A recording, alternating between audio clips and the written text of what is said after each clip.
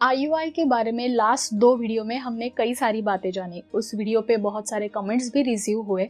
उसमें से कुछ कमेंट्स ऐसे थे कि उसका कॉस्ट कितना आता है या फिर आईयूआई के लिए खर्चा कितना आता है। तो चलिए आज हम इसी विषय पर चर्चा करते हैं।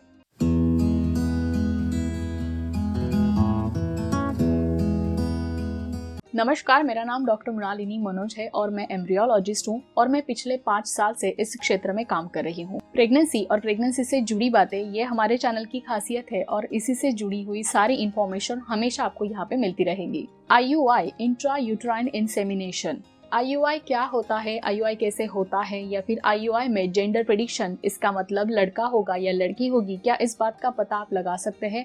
इस तरह से रिलेटेड 2 वीडियो मैंने आपके साथ शेयर की हुई है। अगर आपने अब तक ये वीडियोस नहीं देखी तो जाके जरूर चेक कर लीजिएगा, उसका लिंक भी नीचे डिस्क्रिप्शन बॉक्स में है।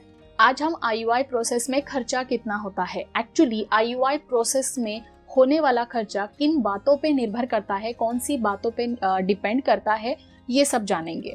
आईयूआई करना है ये डिसीजन कपल और डॉक्टर दोनों मिलकर करते हैं। जब आईयूआई करना है ये डिसाइड हो जाता है तो आईयूआई के लिए वाइफ को प्रिपेयर किया जाता है। उसके लिए वाइफ को पीरियड्स के दूसरे दिन पे हॉस्पिटल बुलाया जाता है। जिस दिन पीरियड आते हैं, मतलब एक्चुअल ब्लीडिंग शुरू होता है, वो पीरियड का पहला दिन माना जाता है और पीरियड के दूसरे दिन आईयूआई ट्रीटमेंट के लिए शुरू करने के लिए वाइफ को हॉस्पिटल में बुलाया जाता है। पीरियड के दूसरे दिन से कुछ दवाइयाँ दी जाती है, जैसे कि क्लोमिफेन साइट्रेट या फिर लेट्रोजोल, इस तरह की कुछ टैबलेट्स दी जाती है। पीरियड के दूसरे दिन से ये टैबलेट शुरू होती है। तकरीबन 5 दिनों तक ये टैबलेट्स आपको लेनी होती है। उसकी मात्रा यानी डोज क्या होगा ये डॉक्टर्स डिसाइड करते हैं। 5 दिन दवाइयाँ लेने के बाद, मतलब जैसे दूसरे दिन पे अगर आप दवाइयाँ चालू करते हैं तो दूसरा, तीसरा, चौथा, 5वां और छठा, इस तरह से 5 दिन तक आप दवाइयाँ लेते हैं, जो छठे दिन पे समाप्त होती है और 7वें दिन पे आप हॉस्पिटल में दोबारा पहुँचते हैं। 7वें दिन डॉक्टर्स वाइफ की एक सोनोग्राफी करवाते हैं। इस सोनोग्राफी में देखा जाता है कि स्त्री के शरीर में अंडाशय से अंडा बढ़ना शुरू हो गया है या नहीं। मोस्टली एक अंडाशय में अंडे बढ़ना शुरू होते हैं, 1 या 2 अंडे बढ़ते हैं, बट एक्सेप्शंस आर देयर, क्योंकि बहुत रेयरली ऐसा देखा जाता है कि एक भी अंडा डेवलप नहीं हुआ, या फिर बहुत रेयरली ये भी देखा जाता है कि एक साथ 4, 5 या 6 अंडे बनना शुरू हो जाते हैं। ऐसे रेयर केसेस में उनकी ट्रीटमेंट पूरी तरह से अलग होती है, उनका प्रोटोकॉल भी अलग होता है। हम यहाँ पे बात कर रहे हैं कि नॉर्मली आईयूआई में क्या होता है। तो आईयूआई में जब 5 दिन की दवाइयाँ ली जाती है तो एक अंडाशय में 1 या 2 अंडे बढ़ना शुरू हो जाते हैं। उसके बाद अगर पीरियड्स के 7वें दिन के हिसाब से उस अंडे की साइज बराबर है तो कोई भी मेडिसिन आगे नहीं दी जाती है। सिर्फ उस अंडे की ग्रोथ को, बढ़ने की जो उसकी प्रोसेस है, उसको मॉनिटर किया जाता है। फिर से 2 दिन बाद सोनोग्राफी की जाती है और वो अंडा प्रॉपरली बढ़ रहा है या नहीं बढ़ रहा है, इस बात पे ध्यान रखा जाता है। अगर अंडा अच्छे से बढ़ रहा है तो सिर्फ मॉनिटरिंग काफी हो जाता है, लेकिन अगर अंडे की डेवलपमेंट अच्छे से नहीं हो रही है, इस बात का पता 7वें या 9वें दिन के सोनोग्राफी में अगर पता चलता है तो वाइफ की अंडे की ग्रोथ के लिए कुछ इंजेक्शंस भी दिए जाते हैं, जैसे इंजेक्शन FSH। ये कुछ हार्मोनल इंजेक्शंस होते हैं। इस इंजेक्शन की मात्राएं भी अलग अलग होती है, जैसे 75 mg, 150 mg, 225 mg। तो इस तरह से डॉक्टर्स वाइफ का डोज भी डिसाइड करते हैं इस इंजेक्शंस का, अकॉर्डिंग टू द पेशेंट का सिचुएशन क्या है।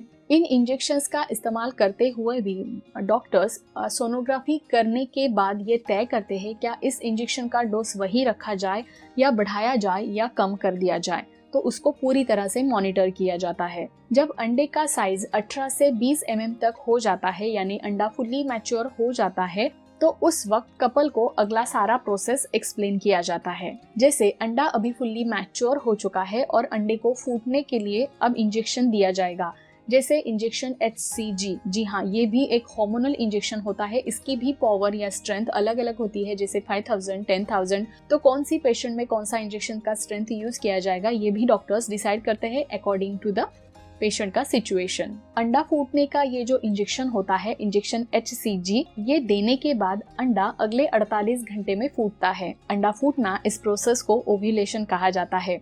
अगर आप ओव्यूलेशन के बारे में कुछ भी नहीं जानते हैं तो तो मैंने आपके साथ ओव्यूलेशन पे पूरा एक सीरीज शेयर किया है, उसका लिंक भी मैं नीचे डिस्क्रिप्शन बॉक्स और आई बटन में दे दूंगी, आप जाके जरूर चेक कर लेना। ओव्यूलेशन प्रोसेस में अंडा फूटने के बाद उसमें से एक स्त्री बीज बाहर आता है और ये स्त्री बीज बहते हुए बीजवाहक नलिका यानी फैलोपियन ट्यूब्स में आके रुकता है। इन्हीं 48 घंटे के दरमियान IUI का प्रोसेस करना इम्पोर्टेंट होता है। IUI के लिए एक्चुअली अलग अलग प्रोटोकॉल्स को भी फॉलो किया जाता है। कई हॉस्पिटल्स में 36 आवर्स में IUI करने का प्रोसीजर फॉलो किया जाता है, या फिर कई हॉस्पिटल्स में 24 आवर्स एंड 48 आवर्स इस तरह से एक ही साइकिल में 2 बार IUI प्रोसेस करने का भी प्रोटोकॉल फॉलो किया जाता है।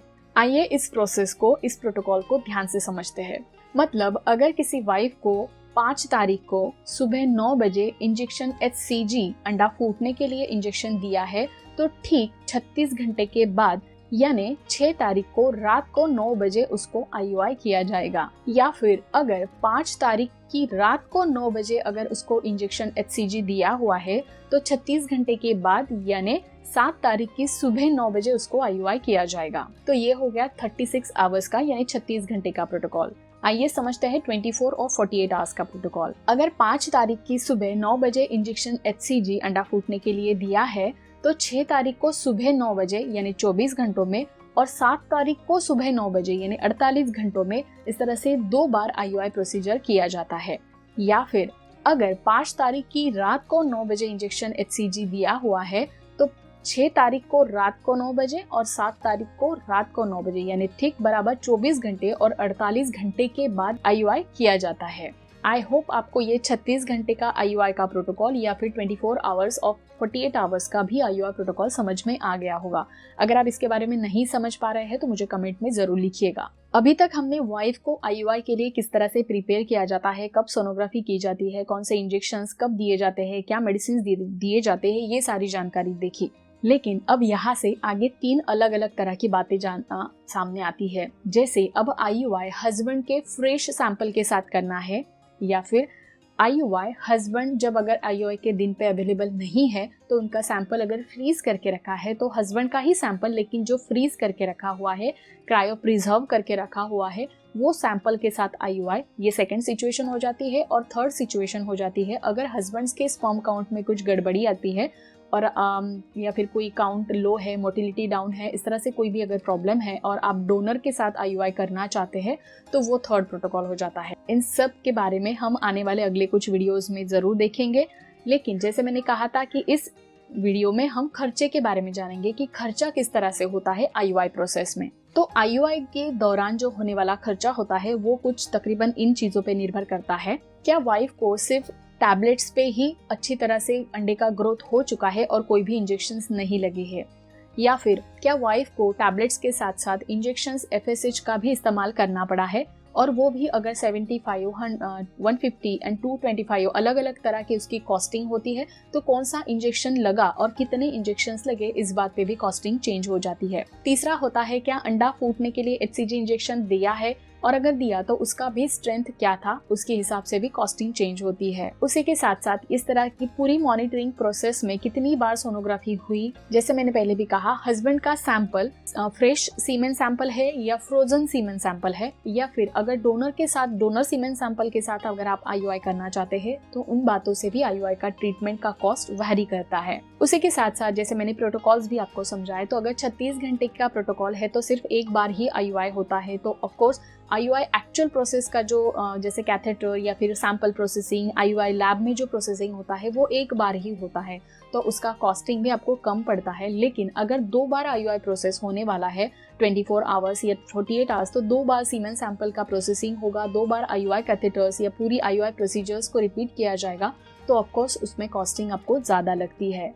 And last but not the least, hospitals to hospital ये भी चीजें इसमें वैरी करती है, कॉस्टिंग इफेक्ट देती है। IUI प्रोसीजर का एक्चुअली कोई रेट फिक्स नहीं होता है, बट अगर एज एन एम्ब्रियोलॉजिस्ट मैं आपको एक एस्टिमेट देना चाहूँ, तो अगर हस्बैंड के साथ फ्रेश सीमेन सैंपल के साथ आपको IUI करना है, तो मिनिमम से maximum hospital to hospital city wise भी ये चीज़ें वैरी करती है, तो मिनिमम 5000 से लेके 20,000 तक इसका रेट बोला जाता है। अगर हस्बैंड का सैंपल्स फ्रीज करके रखा है और उसके साथ अगर आपका प्रोसेस IUI होने वाला है तो हस्बैंड सीमेन सैंपल की फ्रीजिंग एंड थॉइंग उसकी भी कॉस्टिंग उसमें ऐड हो जाती है। उस वजह से उसकी कॉस्टिंग 7,000 से लेकर 25,000 तक भी अलग अलग सिटीज में देखने को मिलती है। उसी के साथ साथ अगर आप डोनर सीमेन सैंपल के साथ IUI प्रोसेस करना चाहते हैं तो उसकी कॉस्टिंग भी 10,000 मिनिमम से लेके 35,000 तक भी उसका वेरिएशन देखने को मिलता है। आई होप आपको खर्चे के बारे में थोड़ा बहुत अंदाजा आ गया होगा IUI प्रोसीजर को लेके। अगर आपका इससे जुड़ा हुआ कोई भी सवाल है तो हमें कमेंट में जरूर पूछिएगा ताकि आने वाले कुछ वीडियोस में आपके सवालों को मैं एड्रेस कर सकूं। हस्बैंड के फ्रेश सीमेन सैंपल के साथ या फिर हस्बैंड के ही फ्रीज सीमेन सैंपल के साथ या फिर डोनर के सैंपल के साथ IUI प्रोसीजर कैसे किया जाता है, उसमें कौन कौन सी चीज़ों का ध्यान रखा जाता है, ये सारी जानकारी अगर आप मिस नहीं करना चाहते हैं तो चैनल को सब्सक्राइब कीजिए और साथ ही साथ बेल आइकन पे क्लिक कीजिएगा। वहाँ पे ऑल नोटिफिकेशंस आएगा, उस पर भी ज़रूर क्लिक कीजिएगा ताकि आगे आने वाले इन्फॉर्मेटिव वीडियोस में जब भी अपलोड करूँगे उसका सबसे पहला नोटिफिकेशन आपको ज़रूर मिल जाएगा और आप वीडियो मिस नहीं करेंगे। आई होप आज का इन्फॉर्मेटिव वीडियो आपको पसंद आया होगा। तो चलिए मिलते हैं हमारे अगले वीडियो में एक नए टॉपिक के साथ। तब तक के लिए अपना ख्याल रखिए, स्वस्थ रहिए और हमेशा हमारे साथ जुड़े रहिए बिकॉज हेल्थ इज हियर।